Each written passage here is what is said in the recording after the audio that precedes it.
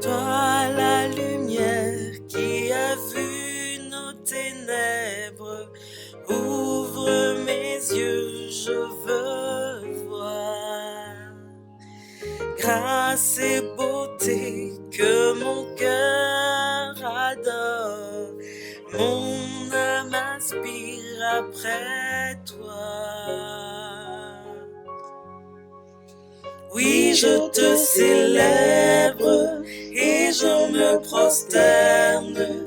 Je veux proclamer ta majesté.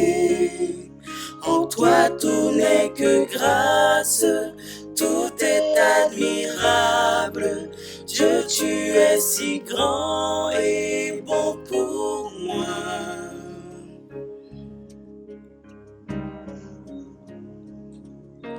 Roi de tout temps, vers toi nos hommages, la gloire au plus haut des cieux. Sur cette terre, tu t'es fait misérable, humble et petit par amour. Oui, je te célèbre et je me prosterne. Je veux proclamer ta majesté. En toi tout n'est que grâce, tout est admirable. Dieu, tu es si grand et bon pour moi. Je ne saurais jamais le prix de tout ce que tu as subi. Je ne saurais jamais le prix de tout ce que tu as subi.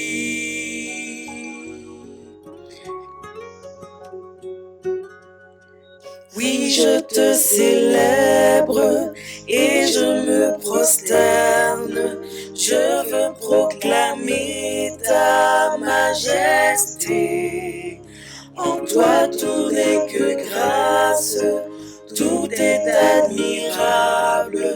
Dieu, tu es si bon et grand pour moi.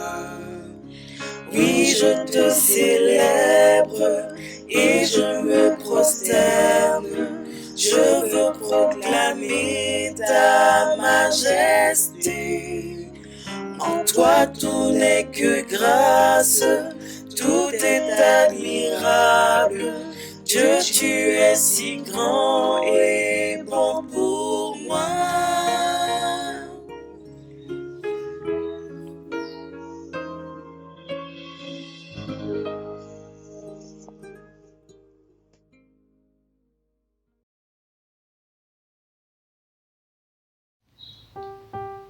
Réjouissez-vous avec ceux qui se réjouissent. Pleurez avec ceux qui pleurent. Ayez les mêmes sentiments les uns envers les autres.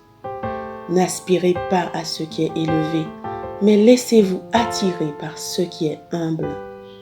Ne soyez point sages à vos propres yeux. Romains chapitre 12, versets 15 et 16.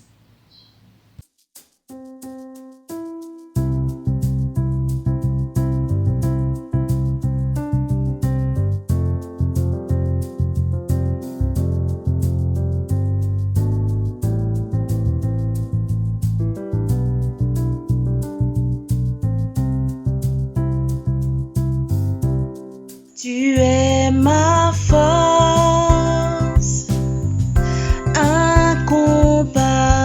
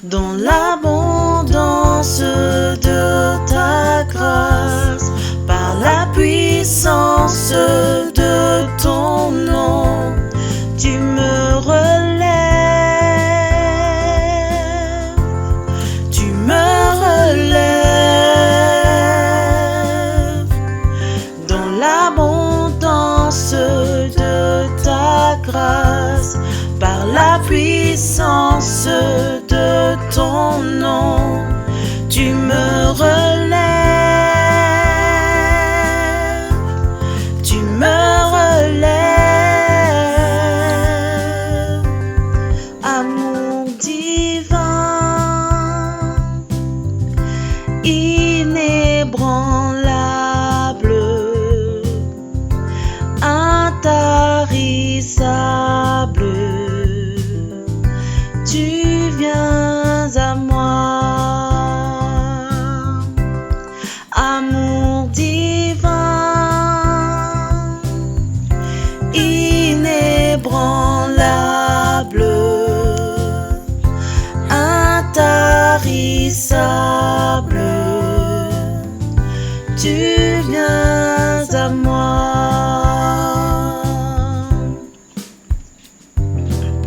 Ta bonté, Seigneur, s'élève jusqu'aux cieux. Ta fidélité atteint les nuées.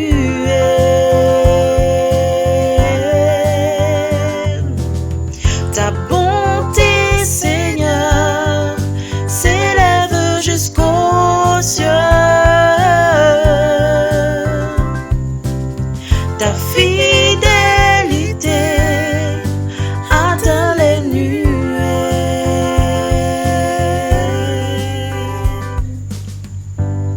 Tu es ma force incomparable, incomparable. Tu viens à moi. Tu es l'espoir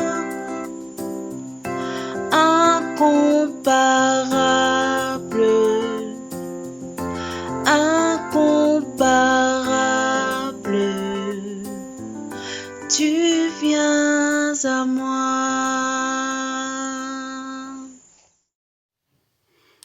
Bonjour frères et sœurs et amis, que la paix et la grâce de Dieu soient sur vous. Pour commencer cette étude, nous allons prier le Seigneur. Père éternel, Dieu Tout-Puissant, nous te louons, nous te bénissons, nous t'exaltons.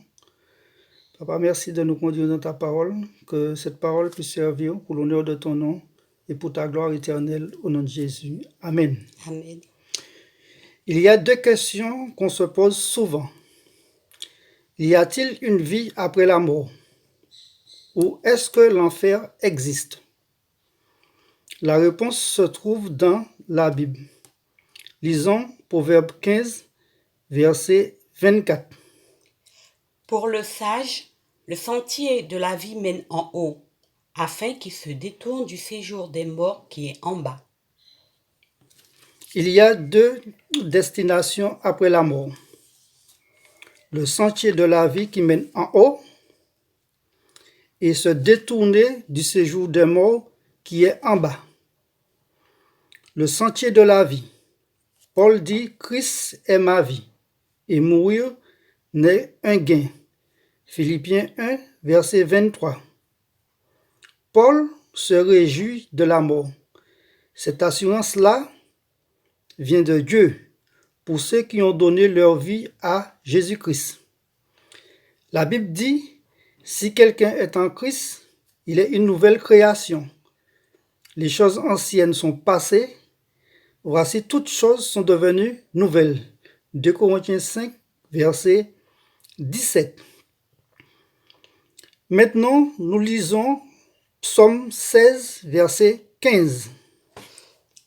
Psaume 116, verset 15. Elle a du prix aux yeux de l'Éternel, la mort de ceux qui l'aiment. Psaume 116, verset 15. Dieu ne lâche pas ses enfants après la mort. Il veille attentivement sur eux, comme une nourrice prend soin de ses enfants. Lisons Romains 8, versets 38 et 39. Car j'ai l'assurance que ni la mort, ni la vie, ni les anges, ni les dominations, ni les choses présentes, ni les choses à venir, ni les puissances, ni la hauteur, ni la profondeur, ni aucune autre créature ne pourra nous séparer de l'amour de Dieu manifesté en Jésus-Christ, notre Seigneur. Amen. La Bible dit, la mort ne peut pas nous séparer de l'amour de Dieu manifesté en Jésus-Christ. Quelle grâce!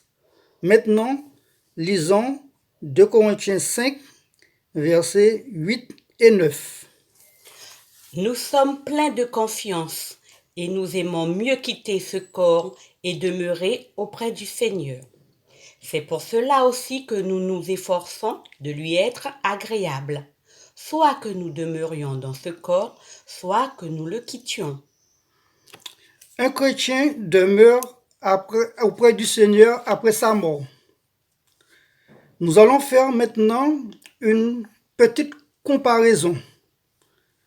Lisons Jean 3, versets 12 et 13. Si vous ne croyez pas quand je vous ai parlé des choses terrestres, comment croirez-vous quand je vous parlerai des choses célestes? Personne n'est monté au ciel, si ce n'est celui qui est descendu du ciel, le Fils de l'homme qui est dans le ciel. Amen. Dans le verset 13 de Jean, Jésus dit « Personne n'est monté ». Et dans 2 Corinthiens 5, verset 8, Paul dit « Mieux quitter ce corps et demeurer auprès du Seigneur ». On aurait dit que la Bible se contredit. Mais bien aimé, la Bible ne se contredit jamais. Jésus a donné cet enseignement avant sa résurrection. Tant qu'il n'était pas ressuscité, ce n'était pas possible pour nous d'entrer dans la gloire de Dieu. Paul a donné cet enseignement après la résurrection. Lisons Éphésiens 4, versets 8 et 9. C'est pourquoi il est dit, étant monté en haut, il a emmené des captifs et il a fait des dons aux hommes. Or, que signifie il est monté, sinon qu'il est aussi descendu dans les régions inférieures de la terre? Amen. Le verset 8 dit « Il a fait des dons aux hommes ». Cela peut se traduire « Il a pris des hommes en don ». Quelle grâce de changer de lieu. Un chrétien, après sa mort, ne perd pas son identité. Prenons Luc 9, versets 29 à 31. Pendant qu'il priait, l'aspect de son visage changea et son vêtement devint d'une éclatante blancheur. Et voici, 2 hommes s'entretenaient avec lui. C'étaient Moïse et Élie, qui, apparaissant dans la gloire, parlaient de son départ qu'il allait accomplir à Jérusalem. Amen. C'était Moïse et Élie. Ils ont gardé leur propre identité. Ils s'entretenaient avec lui, parlaient de son départ. Donc, il a eu dialogue. Le verset 31 dit qu'il apparaissait dans la gloire. Une apparition n'est pas une image, mais un fait réel dans la gloire de Dieu. Amen. Un chrétien, son ministère continue après sa mort dans le ciel. Lisons Apocalypse 17, verset 14. Ils combattront contre l'agneau et l'agneau les vaincra, parce qu'il est le Seigneur des seigneurs et le Roi des rois, et les a appelés, les élus et les fidèles qui sont avec lui les vaincront aussi. Amen. Et dans ce verset, il est parlé de les appelés, les élus et les fidèles sont là. Amen. Et cela représente aussi l'Église. Prenons Apocalypse 19, verset 1. Après cela, j'entendis dans le ciel comme une voix forte d'une foule nombreuse qui disait « Alléluia! Le salut, la gloire et la puissance sont à notre Dieu. » Amen. Ici, l'Église est encore représentée avec un grand Alléluia qui veut dire louange au Seigneur. Ces versets démontrent que les chrétiens sont épargnés du séjour des morts. Le séjour des morts, c'est pour les non-croyants. Lisons maintenant Ésaïe 14, versets 9 et 10. Le séjour des morts s'émeut jusque dans ses profondeurs pour t'accueillir à ton arrivée. Il réveille devant toi les ombres, tous les grands de la terre. Il fait lever de leur trône tous les rois des nations. Tous prennent la parole pour te dire, toi aussi, tu es sans force comme nous. Tu es devenu semblable à nous. Amen. L'accueil dans les séjours des morts n'est pas très accueillant, très chaleureux. Tous prennent la parole pour te dire, toi aussi, tu es sans force comme nous. Un roi, un président, un maire, un magistrat perd son pouvoir quand il arrive dans le séjour des morts. Une personne qui se suicide aggrave sa situation quand il arrive dans le séjour des morts, car tous prennent la parole et disent « tu es sans force ». Ésaïe 14, verset 9 nous parle du profondeur des séjours des morts. Lisons maintenant Proverbe 27, verset 20. Le séjour des morts et l'abîme sont insatiables. De même, les yeux de l'homme sont insatiables. Amen. Mes amis, frères et sœurs, un cimetière manque de place, mais pas le séjour des morts. Le séjour des morts est insatiable. Élargit sa bouche, attire à lui toutes les nations, assemble auprès de lui tous les peuples, comme dit le prophète Habakkuk. Restez fidèles à Jésus et n'allez pas dans le séjour des morts. Prenons Ecclésiaste 9, verset 10. Tout ce que ta main trouve à faire avec ta force, fais-le, car il n'y a ni œuvre, ni pensée, ni science, ni sagesse dans le séjour des morts où tu vas. La Bible dit ici, il n'y a ni œuvre, ni pensée, ni science après la mort. On ne peut prendre aucune décision, bien qu'on soit conscient de la réalité. La Bible dit qu'il est réservé aux hommes de mourir une fois et après ça vient le jugement. Hébreux 9, verset 27. Dans Apocalypse 1, verset 18, le séjour des morts est comparé à une prison dont Jésus tient la clé. Les gens sont confinés dans le séjour des morts. Bien-aimés, on ne plaisante pas avec l'évangile, car notre vie est engagée. Maintenant, la deuxième question que nous nous posons, est-ce que l'enfer existe? Certaines personnes croient, d'autres non. Nous allons voir ce que dit la Bible. Lisons Matthieu 10, verset 28. Ne craignez pas ceux qui tuent le corps et qui ne peuvent tuer l'âme. Craignez plutôt celui qui peut faire périr l'âme et le corps dans la géhenne. Amen. Jésus fait mention ici à la géhenne. C'est un mot qui est sorti dans l'Ancien Testament sous le nom de Imom. Jérémie 7, verset 31. C'est un symbole du châtiment éternel, un lieu de jugement. La Bible définit l'enfer comme quelque chose de terrible, pire que la mort. Exemple, un lieu de châtiment éternel. Matthieu 25, versets 45 et 46. Un lieu où le feu ne s'étend point.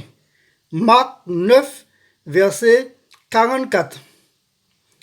Un lieu où leur ver ne meurt point. Marc 9, verset 48. Un lieu de pleurs où le deuil ne finit pas. Matthieu 13, versets 42 et 43. Un lieu d'agonie. Lisons Apocalypse 14, verset 11. Et la fumée de leur tourment monte au siècle des siècles, et ils n'ont pas de repos, ni jour, ni nuit, ceux qui adorent la bête et son image, et quiconque reçoit la marque de son nom. La Bible laisse à définir l'enfer comme un châtiment éternel. Dans l'Ancien Testament, les prophètes disaient « Ainsi parle l'Éternel ». Mais Jésus dit « Moi, je vous dis, croyez en sa parole, votre vie est engagée ». Mes amis, pour l'instant, d'après les Écritures, il n'y a personne en enfer. C'est après le jugement dernier que les gens seront jetés en enfer. Lisons Apocalypse 20, versets 12 à 15. Et je vis les morts, les grands et les petits, qui se tenaient devant le trône. Des livres furent ouverts, et un autre livre fut ouvert, celui qui est le livre de vie.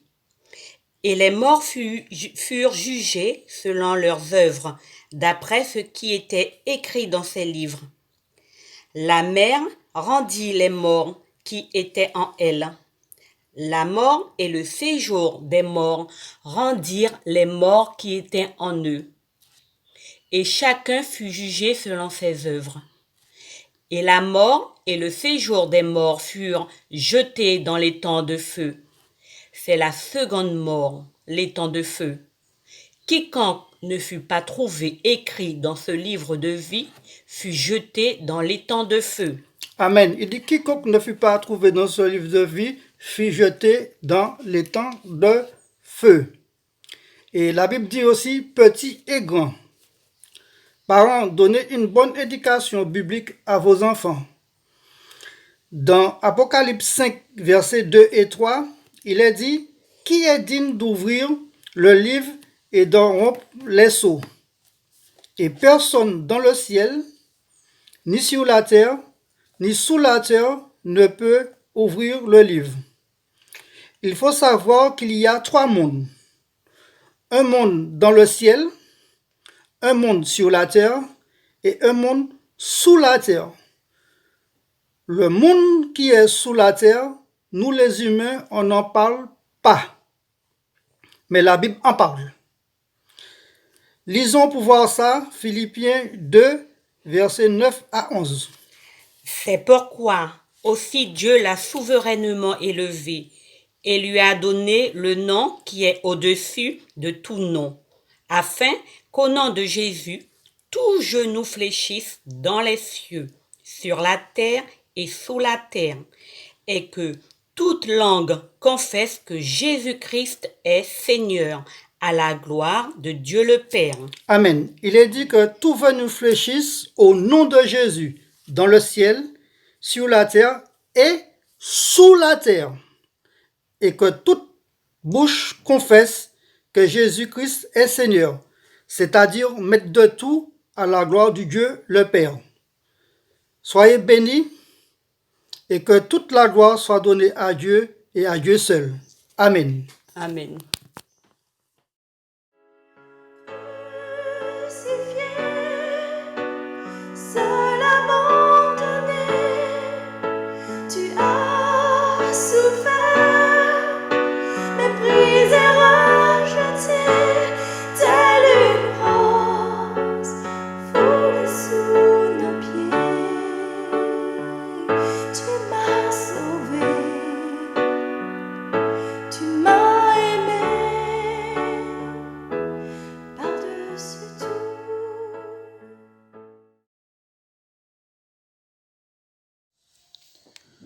Bonjour bien-aimés, bonjour à tous. Nous allons célébrer la Sainte Seine au repas du Seigneur. Je vous salue au nom de notre Seigneur et Sauveur Jésus-Christ de Nazareth.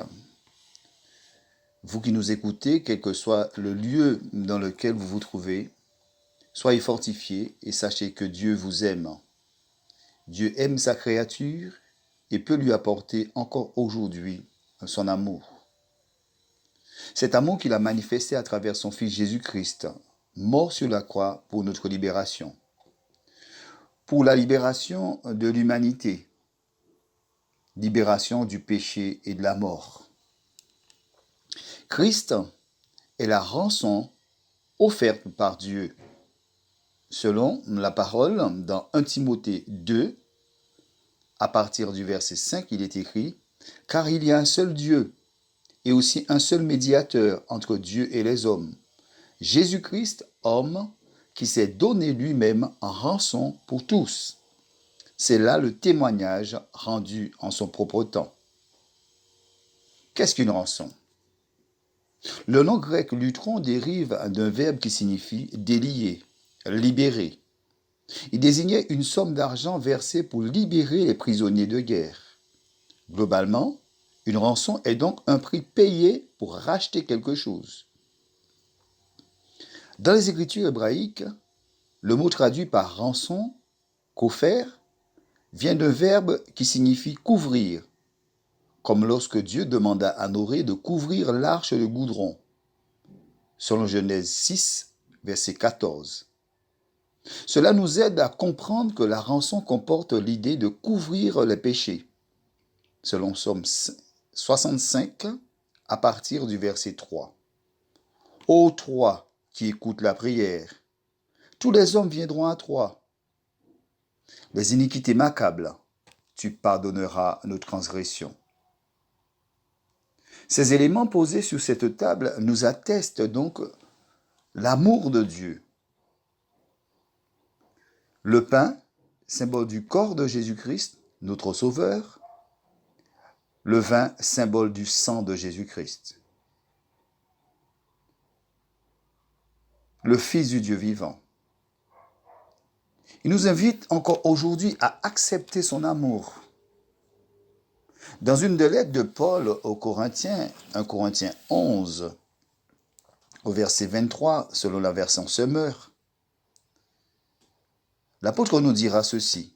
« Car voici la tradition que j'ai reçue du Seigneur et que je vous ai transmise. Le Seigneur Jésus, dans la nuit où il fut livré, pour être mis à mort, prit du pain. » Verset 24. « Et après avoir prononcé la prière de reconnaissance, il le rompit en disant ceci, ceci est mon corps, il est pour vous. Faites ceci en souvenir de moi. » Verset 25. De même, après avoir pris le repas, il prit la coupe et dit, « Cette coupe est la nouvelle alliance scellée en mon sang. Faites ceci. Toutes les fois que vous en boirez en souvenir de moi, donc chaque fois que vous mangez de ce pain et que vous buvez de cette coupe, vous annoncez la mort du Seigneur, et ceci jusqu'à son retour. » C'est pourquoi, au verset 27, « Quiconque mangerait le pain ou boirait de la coupe du Seigneur d'une manière indigne se rendrait coupable envers le corps et le sang du Seigneur. » Car la parole nous dit que Christ reviendra. Christ reviendra, bien-aimés. Christ reviendra chercher son Église. La parole nous l'atteste, selon Hébreux 9, verset 28. De même, le Christ s'est offert une seule fois en sacrifice pour porter les péchés de beaucoup. Il viendra une seconde fois, non plus pour être ôté les péchés, mais pour sauver ceux qui attendent de lui leur salut. Bien-aimés, donc, je vous invite à participer à cette table en pleine conviction, vous qui avez déjà accepté le Seigneur dans votre cœur. Et j'invite tous ceux qui sont en chemin ou en réflexion, aujourd'hui encore, à accepter l'amour de Dieu manifesté à travers son Fils Jésus-Christ, mort sur la croix pour nos péchés. Que nous soyons seuls ou en famille physique, nous qui avons donné notre cœur à Christ, nous faisons partie de l'Église universelle, donc de la famille de Dieu. Prenons ces éléments. Le pain, symbole du corps de notre Seigneur Jésus-Christ. Il nous dit, faites ceci en mémoire de moi. Le vin, ou le fruit de la vigne, symbole de son sang, qui nous lave, qui nous purifie. Buvons ce vin. Lui-même dit, faites ceci en mémoire de moi. Que le Seigneur nous bénisse Bon dimanche et à bientôt.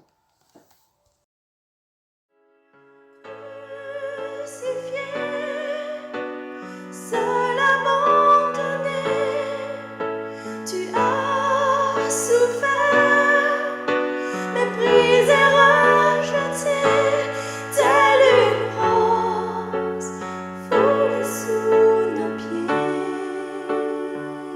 Tu m'as sauvé,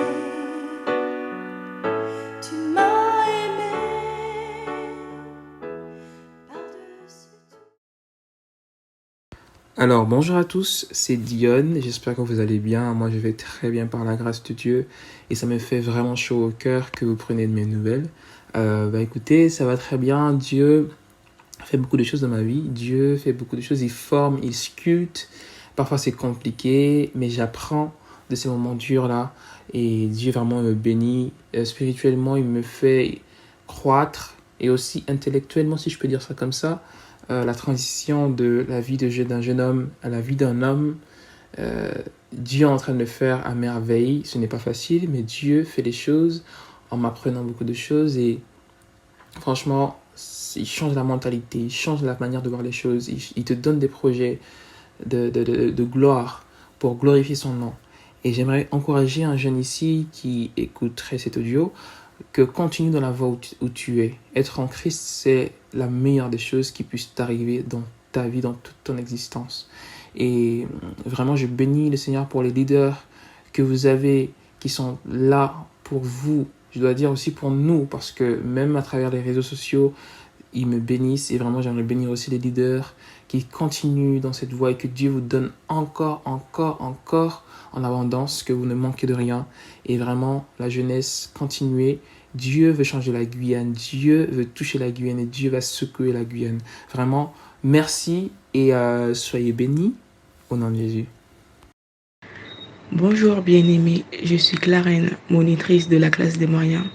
Et ce matin, différents enfants vont vous réciter quelques versets qu'on a appris au cours de l'année, dont le thème était les miracles de Jésus. Soyez bénis. Si tu crois, tu verras la gloire de Dieu. Jean 11, verset 40. Jean chapitre 8, verset 12. Je suis la lumière du monde. Celui qui me suit ne marchera pas dans les ténèbres, mais il aura la lumière de la vie. Amen.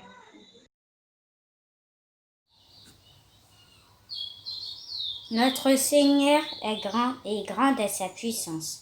Psaume 147, verset 5. Bien-aimés, bonjour. Les réunions sont mises en place via l'application Zoom.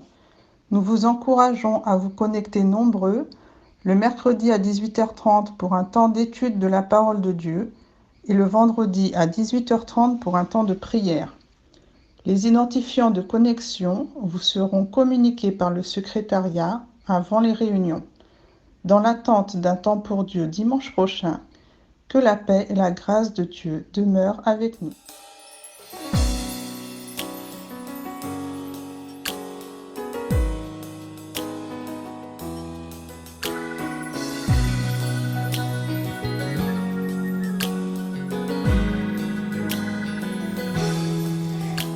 Infiniment, abondamment, bien au-delà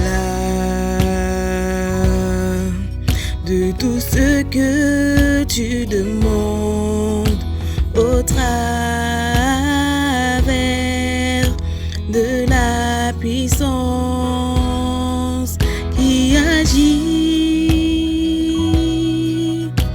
en toi.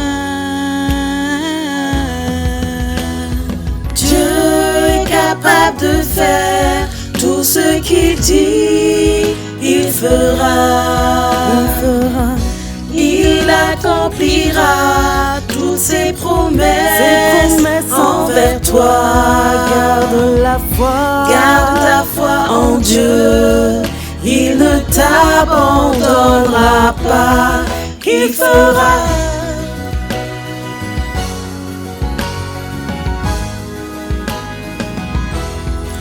Il fera,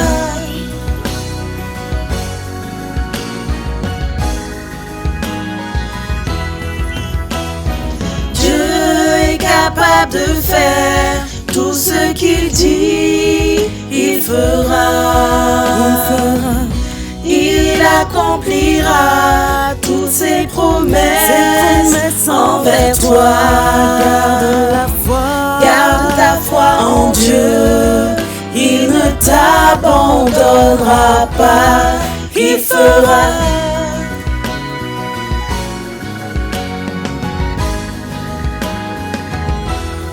Il fera.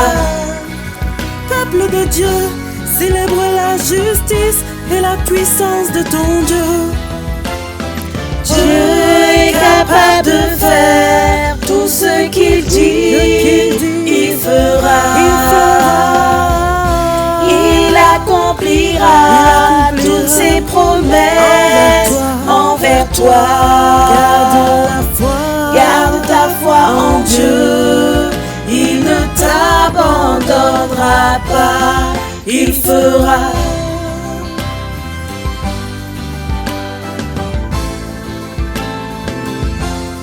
Il fera. Je le crois, j'en suis convaincu, et je dis oh, Oh, oh, oh,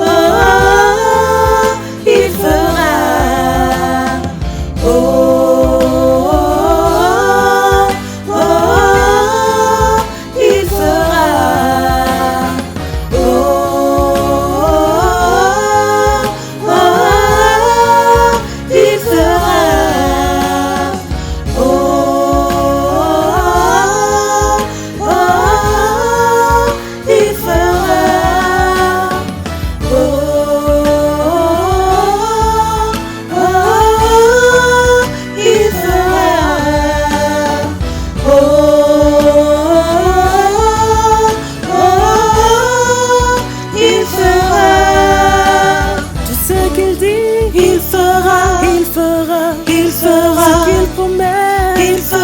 il fera. Il fera. Il est le Dieu. Il fera. L'impossible. Il fera. Et avec lui, Il fera. tout est possible. Il fera. Car il est juste. Il fera. Et fidèle. Il fera. Espère en lui. Il fera. Pour te bénir. Il fera. Pour te guérir. Il fera. Te garder. Il fera. Te bénir. Il fera. Te guérir. Il fera. Oh, oh, oh, il fera. Oh, oh, oh, il fera. Oh, oh, il fera. Il fera. Il fera. Il fera. Il fera. Il fera. Il fera. Il fera. Il fera. Garde ta foi en Dieu. Il ne t'abandonnera pas. Garde ta foi en Dieu. Il ne t'abandonnera pas. Garde ta foi en Dieu. Il ne t'abandonnera pas.